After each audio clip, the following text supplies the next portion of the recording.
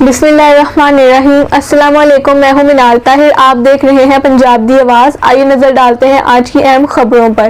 ہار کے رنگوں میں سیاحت کے مزید رنگ بھرے جا رہے ہیں۔ معاون خصوصی وزیر اعلیٰ پنجاب حسان خاور کی ہدایت پر پنجاب میں ایڈونچر ٹورزم متعارف کرائی جا رہی ہے۔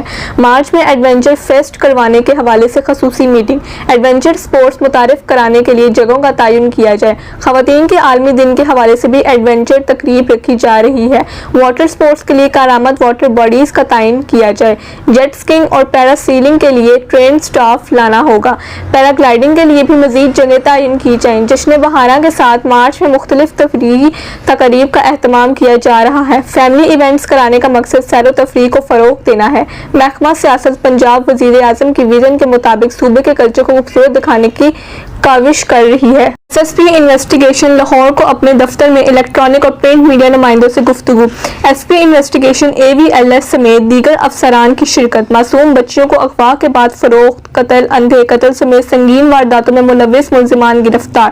بچوں کو اغوا کے بعد بلوچستان میں فروخت کرنے والے 2 اشتہاری ملزمان فیصل اور اتفاق بٹ کو گرفتار کیا گیا۔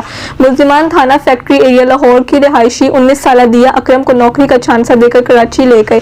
ملزمان نے معصوم بچی کو معمولی رقم کے عوض بلوچستان میں جھل مکسی کے قبائلی سرداروں کو فروخت کر دیا۔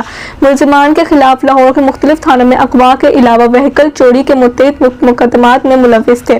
انویسٹیگیشن پولیس نواب ٹاؤن نے 2 شہریوں کو 1 کروڑ روپے تاوان کے لیے اغوا کرنے والے 3 ملزمان کو گرفتار کیا۔ ملزمان نے خود کو FIA کے افسر ظاہر کر کے رقم کا مطالبہ کیا تھا۔ انویسٹیگیشن پولیس مانگا منڈی نے شہری سیف اللہ کو فائرنگ کر کے قتل اور محمد نواز کو زخمی کرنے والے 3 ملزمان کو گرفتار کیا۔ ملزمہ شمیم بی بی نے اپنے آشنا وقاص اور اس کے دوست اعظم کے ہمراہ اپنے شوہر سیف اللہ کو قتل کروایا۔